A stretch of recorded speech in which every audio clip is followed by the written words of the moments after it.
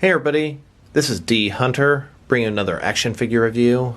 Today, we're going to be looking at the McFarlane DC Multiverse Flashpoint Thomas Wayne Batman.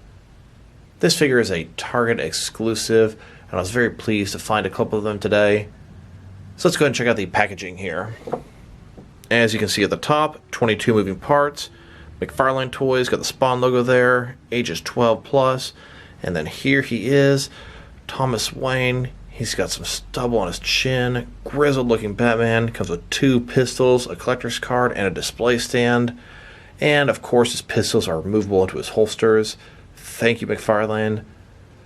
DC Multiverse, Batman. One side here it says Batman from Flashpoint. The other side simply says Batman. At the bottom there is a barcode in case that helps anybody, as well as a bunch of credits. And then the back, here's Batman standing in the rain, and then here are a bunch of other McFarlane DC Multiverse figures you should track down. So no further ado, let's open them up. And I did end up getting 2 of these figures, one of which to open and enjoy, the other one to keep unopened in my complete 6 and 7 inch Batman related action figure collection. And this guy came in a huge haul I got today. I guess bloodied up is the theme. All 4 of the Mortal Kombat figures are bloody paint variations. The AEW wrestling figures are bloodied up paint variations. The Batman and Joker 2-pack are muddied up, tightened battle damage pack. And the Flashpoint Batman is just regular. Alright, now that we got this figure out of the package, here he is with all of his accessories laid out. He does come with 2 pistols, a display stand, and a collector's card. Now, this Batman figure is not your traditional Bruce Wayne Batman. This is Thomas Wayne, his father, from sort of a different multiverse. In the events of Flashpoint, the Flash went back to save his mother from dying, and it had a lot of repercussions to the future. In that future, Bruce Wayne was murdered in the alley, not his parents. Thomas Wayne became Batman, and Martha Wayne became that universe's the Joker. Eventually, items were corrected, but in the modern comics Rebirth, he's sort of come to our universe and creating all kind of problems. For those of you not familiar with the storyline, there's an animated movie, Flashpoint. It's really good. You have a gun-toting, badass Thomas Wayne Batman. No rules, killing villains, whole 9 yards. And now, let's take a look at the actual figure. Here he is. He's got the short-eared cowl, red eyes, looking kind of evil. He's got some stubble on his chin. I like that. It looks good. The sides of the cape going upward, very accurate to the source material. That unique Flashpoint Batman logo. The large red utility belt with the red holsters. Thank you for getting removable guns. You'll have to rub it into Deathstroke's face later. Overall looking pretty good. One thing I noticed was not accurate, at least to the comic reference. The black knee pads and the armored shins. He did not have those in that book. Maybe in a later appearance. Overall, this guy looks fantastic. And although this Batman is from the Batman Rebirth comics, his appearance from 2017, it's the same character that originated from the Flashpoint series. This is back in 2011. This is what generated this different sort of Earth. And now they've incorporated him into the main canon. Now let's take a look at his accessories. And let's start off with the boring stuff. Here's his display stand. Perfect black circle. DC logo at the bottom. 1 peg for the peg holes or feet. Typical McFarlane stand. Very basic. Very thin. Now let's look at his collector's card. This is a replica of the cover of Batman number 22 from the Rebirth comics. And it just so happens I have this comic right here. Now let's look at his pistols. Upon first glance, I thought they were solid black, but there's some different coloring and weathering going on there. The sculpting detail is fantastic, different texturing all over this thing. They did a great job on these. And one of my first thoughts when handling this pistol is it felt familiar. I thought, is this the same pistol from McFarlane's Fortnite line? And it most certainly is not. Sure, they look similar, but they are completely different molds. Here he is holding and pointing his guns at you. And he can hit any of those poses with his pistols that you want him to. Here he is with his pistols holstered, and his hands can even reach back and grab them perfectly. Now that we've taken a pretty good look at both the figure and his articulation, now let's check out his height. From bottom to the top of his head, sitting at about 7.0 inches tall, which is going to translate to a hair under 18 centimeters. And now, let's look at his articulation. Start with his head here. Of course, it can rotate from side to side. He can look up and down about that much, quite a bit. He can also tilt his head from side to side. Just has a very wide range of motion here. Very nicely done. Shoulders on a ball joint. They can go out more than 90 degrees. Up, down, around, all that good stuff. It's not obstructed by his cape too much. It can go up this far. He's got a butterfly joint between his shoulder and chest, giving him even more mobility there. Bicep cut below that. Double jointed elbows below that. A little bit obstructed from his glove here. Then his elbows have a ball there. They can rotate, and they're hinged as well. He's got a ball joint in his torso, can rotate, can also go forward and back. He's got another one below that. Mine is very hard to move, and it can go forward and back as well, giving him a wide range of motion there as well. Legs, do the splits about this far. It's not a ball joint, but a similar type concept. They can rotate just the tiniest bit up there.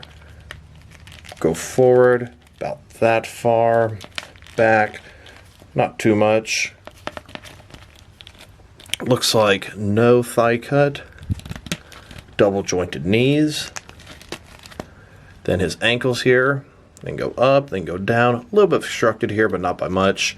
They can tilt and rock. And then he has toe articulation as well. So a couple of complaints about his articulation, and mostly pertain to his thigh area. It would really benefit him if he could swivel his thigh a little bit. I mean, this doesn't count. And the more I push his leg, I've had his legs come out pretty easily. Try to swivel them around like this. They pop back on. Complete ease, securely.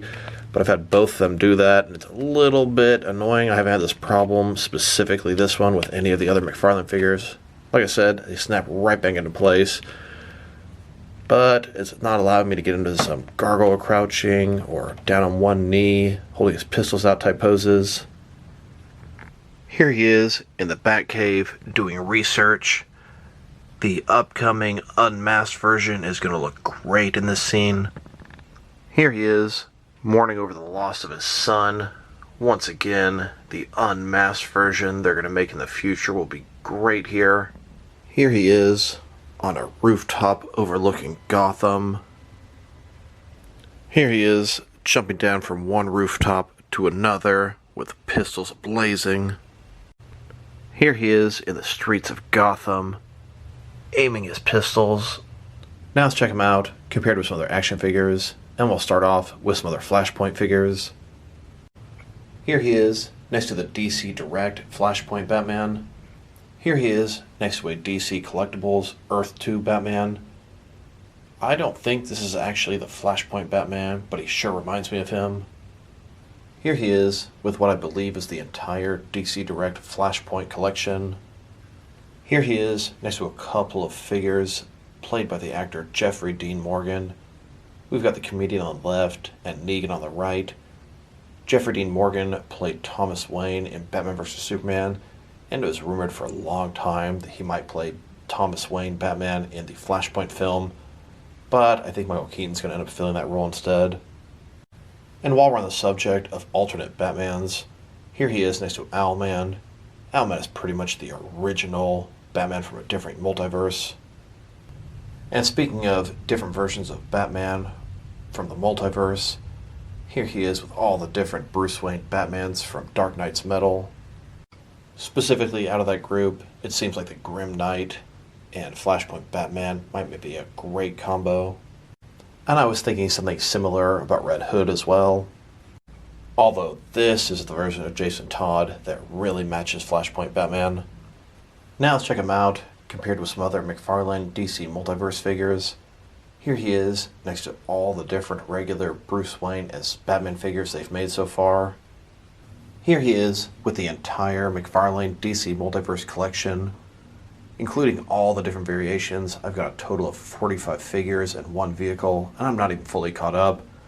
I still need to get the Red Hood and New 52 Nightwing 2-pack, as well as the Bronze Arkham Knight Batman and the Bronze Arkham Origins Deathstroke, and a little bit more of an aerial view of the entire collection. And now, let's check him out, compared with some action figures from different various companies, to see how he fits in both scale and style-wise, in case you want to know which lines you can mix him with. Here he is with some of his McFarlane Toys brothers. In front of you are 5 different action figure lines, all from McFarlane Toys, all 7-inch scale. And here he is with some DST or Diamond Select toys. Then, next to some DC Direct and DC Collectibles figures. And here with some NECA figures. Then with some Mattel wrestling figures. And here he is next to some Mezco 1/12 cloth soft goods Batman figures. Then with some Mattel DC Universe Classics and Multiverse figures. And here with some Mafex figures. Then with some Hasbro Marvel Legends. And here he is next to some SH Figure Arts Batman figures. And finally, here he is next to some Jazzwares Fortnite figures. So overall, this Thomas Wayne Flashpoint Batman is a very solid figure. He looks great. I like his cowl, the little brow on there, his stubble, the red eyes, short ears, his shoulders. His gun's removable, it's great. I really like the sculpt of this guy. Shoulders could have a little bit better articulation, and the thighs could have much better articulation. I have a really hard time getting him to crouch. A little disappointing there. And the fact that legs pop out is even annoying as well. Overall, if I'm going to rate this guy, he's still a great figure. I'm going to give him a 7 out of 10. Very happy to add him to the ranks. He is by far superior to any Flashpoint Batman figures that have been released so far. So this is D Hunter. Thank you guys for watching this video. If you liked the video, press like below. If you have anything you want to say about the video, add it to the comment section. If you want to see additional action figure reviews from me, press subscribe. I do appreciate when you do that. Once again, this is D Hunter. Thank you guys for watching this video, and I will talk to you guys real soon.